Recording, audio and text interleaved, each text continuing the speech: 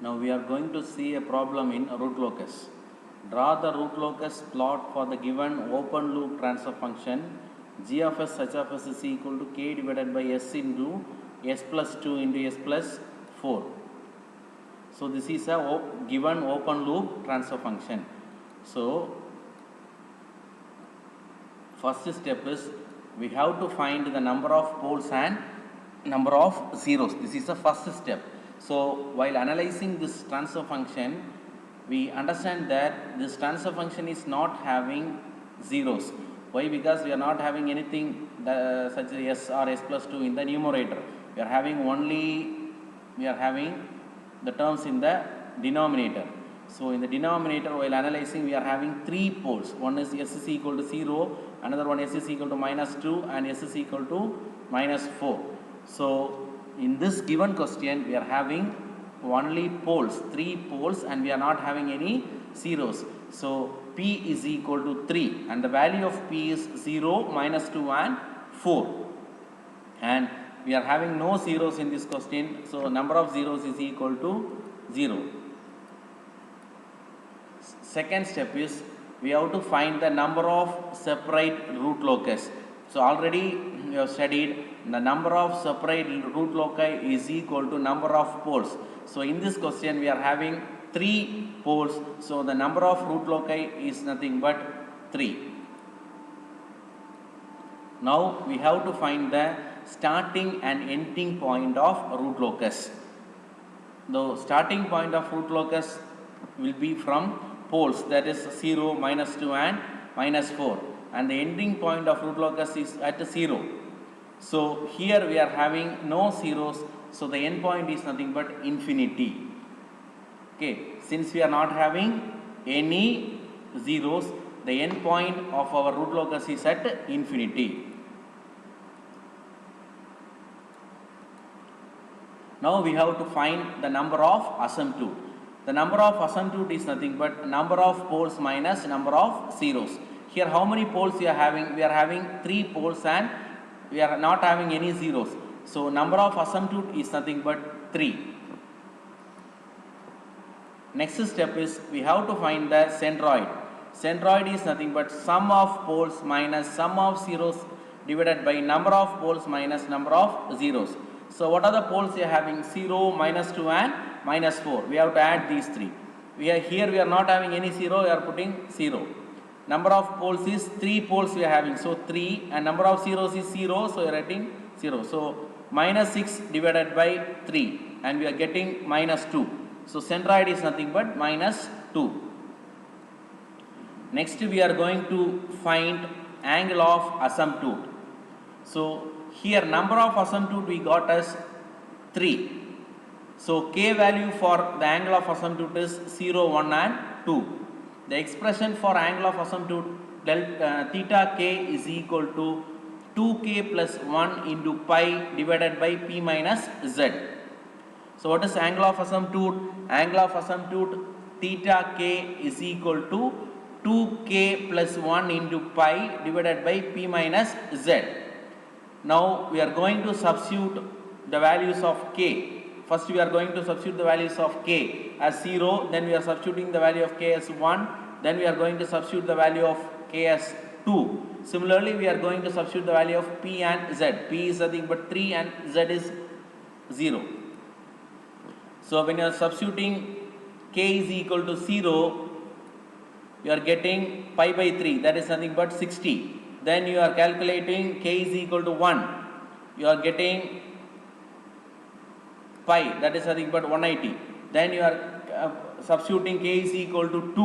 When you are substituting k is equal to 2, you are getting 5 pi by 3, it is nothing but 300 degree. Okay, so now we have calculated the angle of asymptote. Now the next step is we have to find the breakaway point.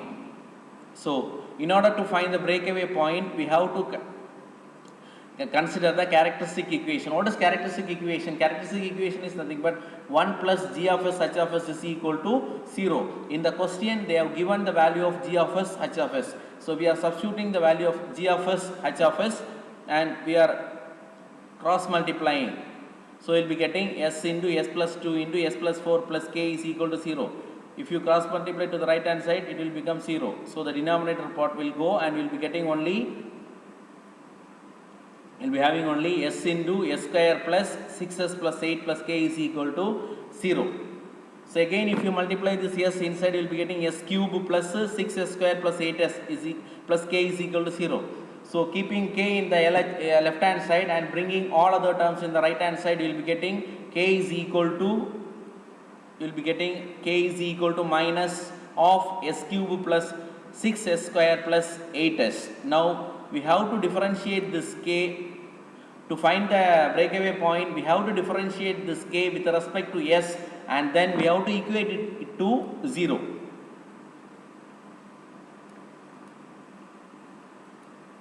So k is nothing but ds square plus 6s square plus 8s. So minus is there. If you bring this minus right hand side, it will go, and while differentiating this s cube plus 6s square plus 8s, so what is the differentiation of s cube? 3s square. What is the differentiation of 6s square? 6 into 2, 12, 12s. Differentiation of 8s, 8. So you'll be getting 3s square plus 12s plus 8 is equal to 0. Now we are solving this quadratic equation and we are getting the roots as s is equal to minus 0.84 and we are getting s is equal to minus 3.15. These are the two roots. So the two roots are minus 0.84, another one is minus 3.15. Now we are going to check which one is a breakaway point. So first you take minus 0.84. So when you take this minus 0.84, only one pole is lying on the right side of that point. Okay, so it is a breakaway point. Now you take minus 3.15. So when you take minus 3.15, you are having two poles right to this minus 3.15. One is minus 2 and another one is minus 0.84. So it is not considered as breakaway point, and the breakaway point is nothing but minus 0.84. Okay. Since minus 0.84 is having odd number of poles to its right hand side, it is a breakaway point. Now next step is we are going to find the intersection of root locus on imaginary axis. So in order to find that, first we have to consider the characteristic equation. Already we have find out the characteristic equation. What is the characteristic equation? S cube plus 6s square plus 8s plus k is equal to 0 is a characteristic equation.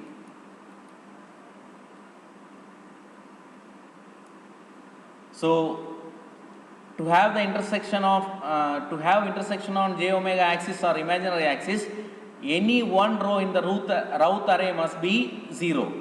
So by using that characteristic equation, we are going to construct a row array, and we are getting one row as 0. So we are taking that ancillary equation,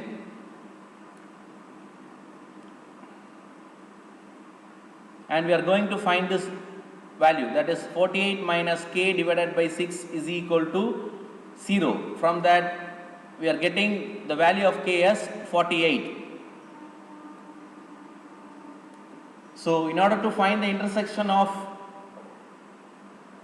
root locus on imaginary axis, we have to take that ancillary equation. So this ancillary equation is nothing but 6s square plus 48. So it can be divided by 8 by 6. So you'll be getting s square plus 8 is equal to 0. So you'll be getting s square is equal to minus 8, and when you are taking square root, you'll be getting s is equal to plus of minus j into 8. So minus 8 can be written as 8 into minus 1. Root of minus 1 is nothing but j. So we can write it as s is equal to plus or minus j into root 8. So what is plus or minus? So s is equal to plus j8 and s is equal to minus j8. So root of 8 is nothing but 2.83. So s value is nothing but plus j 2.83 and minus j 2.83. So this is nothing but the root locus. So the first step for drawing the root locus is you have to draw the x-axis and y-axis. What is the first step? You have to draw the x-axis and you have to take a fresh graph paper and first you have to plot the x-axis and y-axis. Then you have to plot the poles and zeros and you have to plot the poles and zeros. Here you are having only poles. Next one is you have to mark the centroid. You have to mark the centroid. Then we have calculated the angle of asymptote. So by using protractor we have to take angle and we have to draw these two asymptotes. Okay. Then another important point, root locus will travel parallel with the asymptote. Okay, root locus will travel parallel with the asymptote. So number of root locus what I am having here is 3. Okay, 3 separate root loci here you are having. Okay, so first one is from 0 to minus 2 and another one is from minus 4 to infinity. Okay, then next one is we have to mark the break away point. So it is nothing but minus 0.84. So you have to mark here. At this point your root locus will break away and it will travel parallel with this asymptote. So this is the procedure for drawing that root locus. Another important point is we have calculated the point at which it is crossing the imaginary axis. Its value is nothing but j 2.83. So you have to mark j 2.83 here. And from that breakaway point, first you have to extend this curve up to j 2.83 and it has to cross through the point j 2.83. Then it has to travel parallel to this asymptote. Okay, this is a way to draw this root locus. Okay, so important point once again I will tell, first you have to draw the x-axis and y-axis. Then you have to mark the poles and zeros. Then here you are having 3 separate root loci.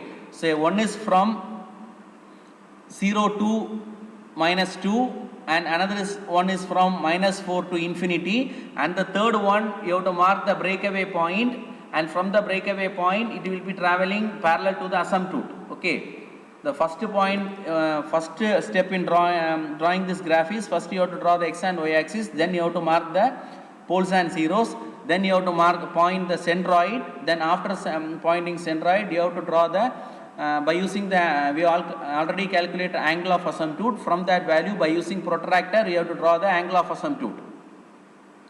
Okay, after drawing this angle of asymptote, then you have to mark the breakaway point and the point at which the root locus is crossing the imaginary axis. After drawing these things, you have to draw this root locus. Okay, this is a procedure for drawing one root locus. This is the first model.